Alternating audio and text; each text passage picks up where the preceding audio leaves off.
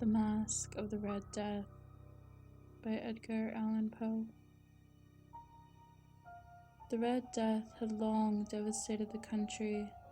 No pestilence had ever been so fatal or so hideous. Blood was its avatar and its seal, the redness and the horror of blood. There were sharp pains and sudden dizziness, and then profuse bleeding at all pores, with dissolution. The scarlet stains upon the body, and especially upon the face of the victim, were the pest ban which shut him out from the aid and from the sympathy of his fellow men. And the whole seizure, progress, and termination of the disease were the incidents of only half an hour.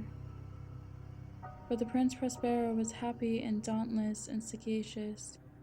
When his dominions were half depopulated, he summoned to his presence 1,000 hale and light-hearted friends from among the knights and dames of his court, and with these retired to the deep seclusion of one of his castellated abbeys. This was an extensive and magnificent structure, the creation of the prince's own eccentric yet august taste.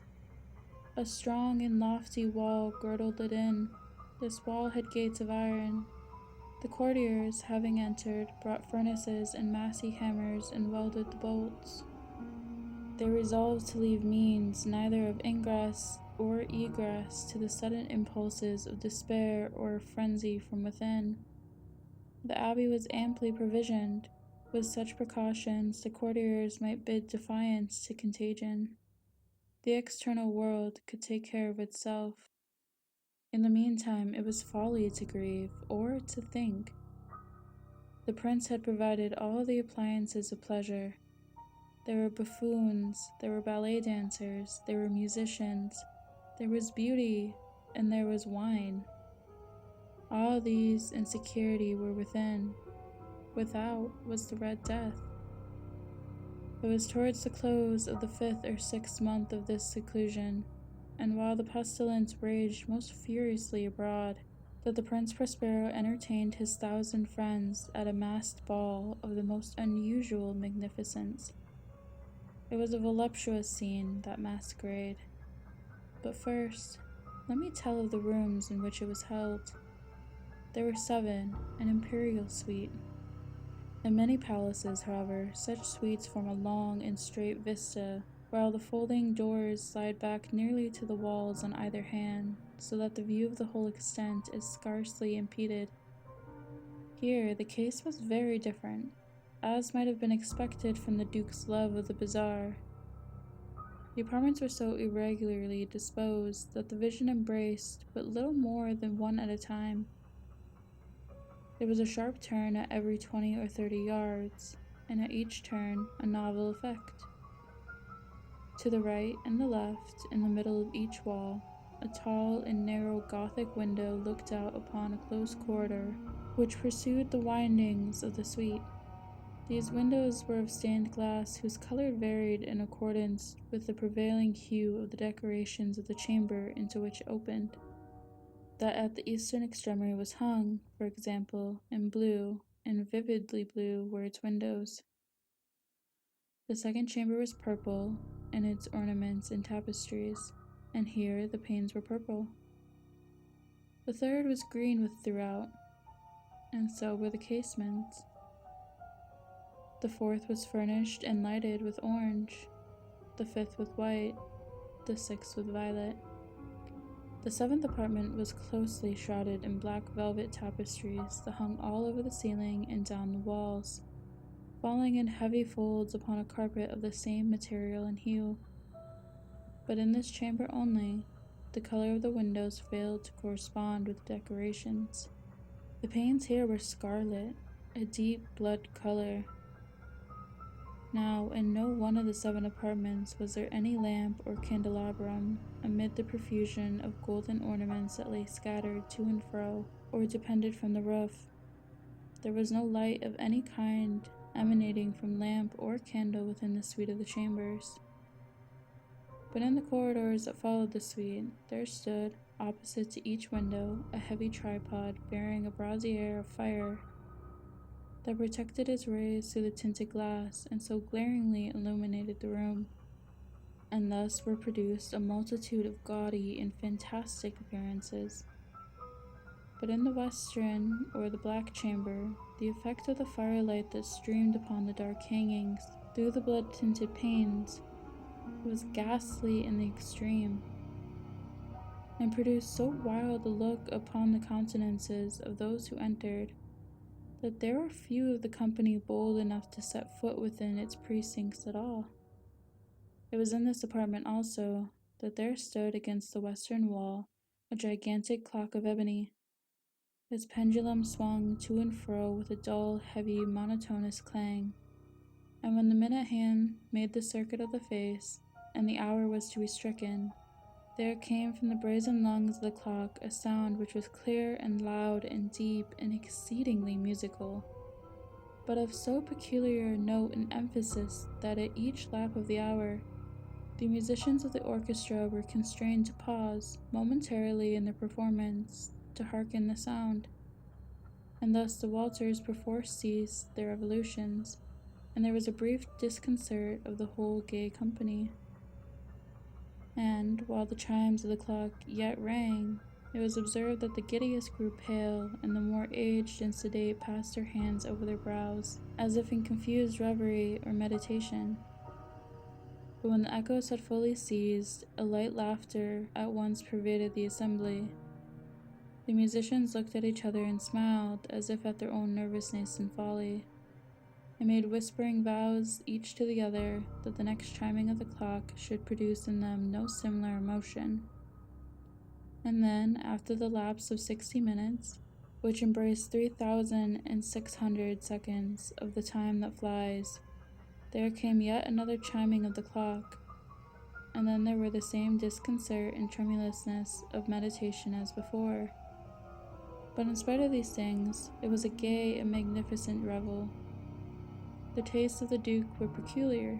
He had a fine eye for the colors and effects. He disregarded the decora of mere fashion. His plans were bold and fiery, and his conceptions glowed with the barbaric luster. There are some who would have thought him mad. His followers felt that he was not. It was necessary to hear and see and touch him to be sure that he was not. He had directed in great part the movable embellishments of the 7 chambers, upon occasion of this great feat, and it was his own guiding taste which had given character to the masqueraders. Be sure they were grotesque. There were much glare and glitter and piquancy and phantasm, much of what has been since seen in Hernani. There were arabesque figures with unsuited limbs and appointments. There were delirious fancies such as the madman fashions. There was much of the beautiful, much of the wanton, much of the bizarre, something of the terrible, and not a little of that which might have excited disgust. To and fro in the 7 chambers there stalked, in fact, a multitude of dreams, and these, the dreams, writhed in and about, taking hue from the dreams, and causing the wild music of the orchestra to seem as the echo of their steps. And anon there strikes the ebony clock which stands in the hall of the velvet, and then, for a moment, all is still, and all is silent, save the voice of the clock. The dreams are stiff frozen as they stand, but the echoes of the chime die away. They have endured but an instant, and a light, half-subdued laughter floats after them as they depart. And now again the music swells, and the dreams live and writhe to and fro more merrily than ever, taking hue from the many tinted windows through which stream the rays from the tripods. But to the chamber which lies most westerly of the 7, there are now none of the maskers who venture, for the night is waning away, and there flows a ruddier light through the blood-colored panes, and the blackness of the sable drapery appalls. And to him whose foot falls upon the sable carpet, there comes from the near clock of ebony a muffled peal more solemnly emphatic than any which reaches the ears who indulge in the more remote gaieties of the other apartments. But these other apartments were densely crowded, and in them beat feverishly the heart of life, and the revel went whirlingly on, until at length there commenced the sounding of midnight upon the clock. and then the music ceased as I have told, and the evolutions of the waltzers were quieted, and there was an uneasy cessation of all things as before. But now there were 12 strokes to be sounded by the bell of the clock, and thus it happened, perhaps, that more of thought crept, with more of time, into the meditations of the thoughtful among those who revelled. And thus, too, it happened, perhaps, that before the last echoes of the last chime had utterly sank into silence, there were many individuals in the crowd who had found leisure to become aware of the presence of a masked figure, which had arrested the attention of no single individual before. And the rumor of this new presence having spread itself whisperingly around, there arose at length from the whole company a buzz, a murmur, expressive of disapprobation and surprise, then finally of terror, of horror, of disgust. In an assembly of phantasms such as I have painted, it may well be supposed that no ordinary appearance could have excited such sensation. In truth, the masquerade license of the night was nearly unlimited, but the figure in question had out-Heroded Herod, and gone beyond the bounds of even the prince's indefinite decorum. There are chords in the hearts of the most reckless which cannot be touched without emotion, even with the utterly lost, to whom life and death are equally jest. There are matters of which no jest can be made. The whole company, indeed, seemed now deeply to feel that in the costume and bearing of the stranger neither wit nor propriety existed. The figure was tall and gaunt and shrouded from head to foot in the habiliments of the grave. The mask which concealed the visage was made so nearly to resemble the countenance of a stiffened corpse that the closest scrutiny must have had difficulty in detecting the cheat. And yet, all of this might have been endured, if not approved, by the mad revellers around. But the mummer had gone so far as to assume the type of the Red Death. His vesture was dabbled in blood, and his broad brow, with all the features of his face, was besprinkled with the scarlet horror. When the eyes of the Prince Prospero fell upon this spectral image, which, with a slow and solemn movement as if more fully to sustain its role, stalked to and fro among the waltzers, he was seen to be convulsed, in the first moment with a strong shudder, either of terror or distaste, but, in the next, his brow reddened with rage. "Who dares," he demanded hoarsely of the courtiers who stood near him, "who dares insult us with this blasphemous mockery? Seize him and unmask him, that we may know whom we have to hang at sunrise from the battlements." It was in the eastern or blue chamber in which stood the Prince Prospero as he uttered these words. They rang throughout the 7 rooms loudly and clearly, for the prince was a bold and robust man, and the music had become hushed at the waving of his hand. It was in the blue room where the prince stood, with a group of pale courtiers by his side. At first, as he spoke, there was a slight rushing movement of this group in the direction of the intruder, who at the moment was also near at hand, and now, with deliberate and stately step, made closer approach to the speaker. But from a certain nameless awe with which the mad assumptions of the mummer had inspired the whole party, there were found none who put forth a hand to seize him, so that, unimpeded, he passed within a yard of the prince's person, and while the vast assembly, as if one with impulse, shrank from the centers of the room to the walls, he made his way uninterruptedly, but with the same solemn and measured step which had distinguished him from the first, through the blue chamber to the purple, through the purple to the green, through the green to the orange, through this again to the white, and even thence into the violet.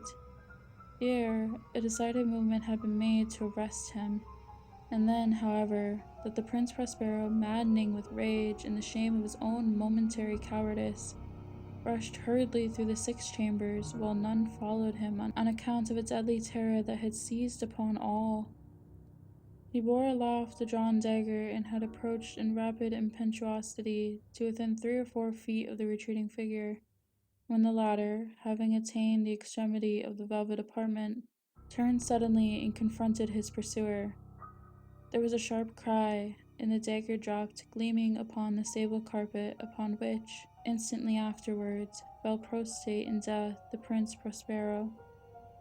Then, summoning the wild courage of despair, the throng of the revelers at once threw themselves into the black apartment and seized the mummer, whose tall figure stood erect and motionless within the shadow of the ebony clock, gasped in unutterable horror at finding the grave cerements and corpse-like mask, which they handled with so violent a rudeness, untenanted by any tangible form. And now was acknowledged the presence of the Red Death. He had come like a thief in the night, and one by one dropped the revelers in the blood-bedewed halls of their revel, and died each in the despairing posture of his fall. And the life of the ebony clock went out with that of the last of the gay, and the flames of the tripods expired, and darkness and decay and the Red Death held illimitable dominion over all.